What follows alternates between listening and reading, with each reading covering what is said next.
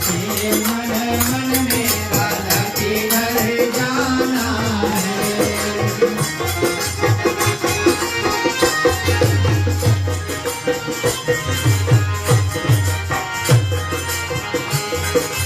कृष्णा के हाथ में कंगन विराजे, कंगन विराजे, कंगन विराजे। कंगन में हीरे मोती जड़ दो फूलों से माला भर दो, राधा के घर जाना है। कंगन में हीरे मोती जड़ दो फूलों से माला भर दो, राधा के घर जाना है। कृष्णा खड़े मधुवन में बसे मन मन में राधा के घर जाना है।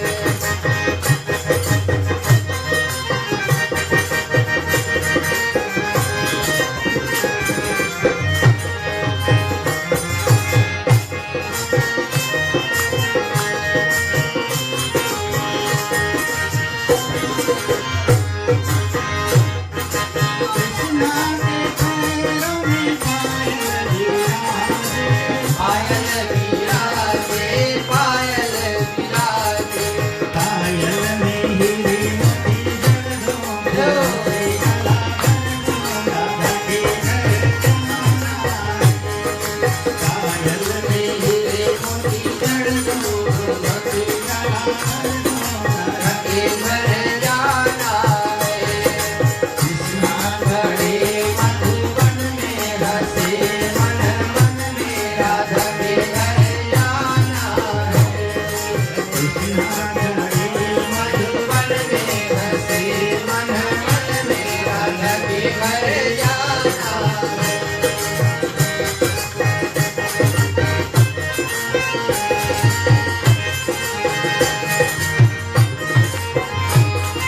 कृष्णा के माथे पे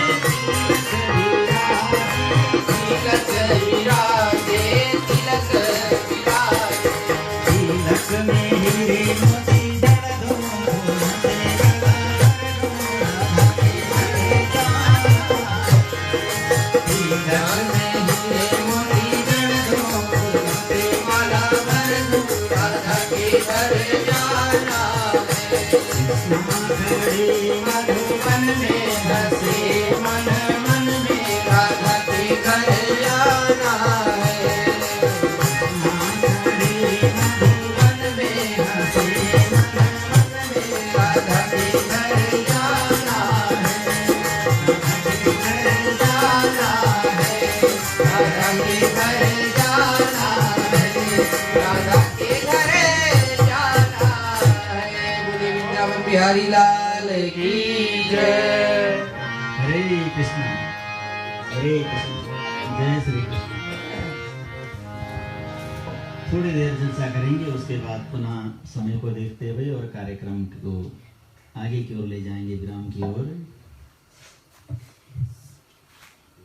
थोड़ा सा साहित्यिक विचार करेंगे। आध्यात्मिक विचार हमने कहा था, लेकिन साहित्य की ओर ले जाते हैं थोड़ा सा फिर कभी हम चर्चा करेंगे। एक स्टेप ऊपर हमने कहा था प्रवचन में कि एक स्टेप ऊपर, यानी अभी तक जो प्रवचन किया गया है वो ग्रंथों का, पुराणों का, कहीं कहीं पर वेदों का, और विशेष करके साहित्यिक भाषा, ताकि आम आदमी उसको अच्छी तरह समझ पाए। सर्वप्रथम ये प्रश्न है कि भगवान कृष्ण कौन है? व्यावहारिक जीवन में तीन शब्द प्रधान हैं। एक है भगवान, दूसरा परमात्मा और तीसरा है ब्रह्म। जिस शब्दों के माध्यम से, जिस संबोधन के माध्यम से हम परमात्मा को जानते हैं, ब्रह्म को जानते हैं या भगवान को जानते हैं, वो तीन प्रमुख शब्द हैं।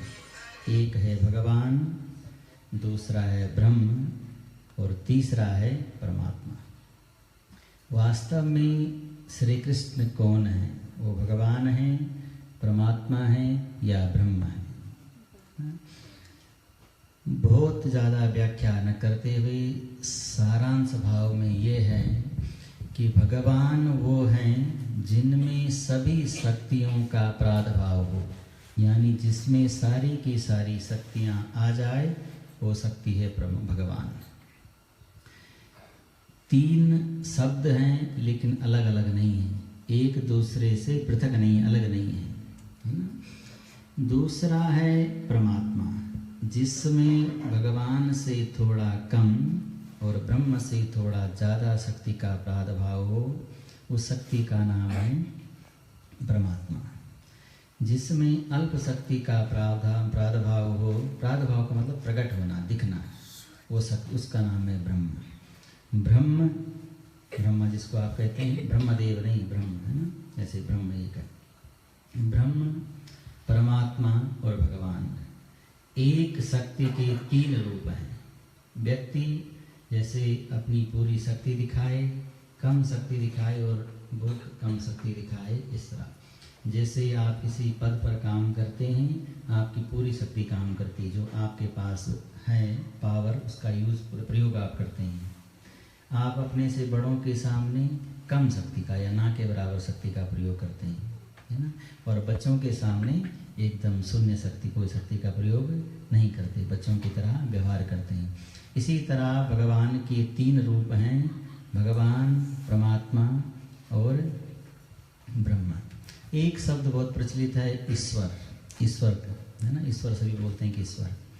ईशावास्यमिदं सर्वम, है ना, जगत के कण कण में जिसका वास हो, विराजमान हो, उस शक्ति का नाम है ईश्वर। ईशावास्यम एक उपनिषद का नाम है, उन्हीं के नाम पर उनको दिया गया ईश्वर नाम।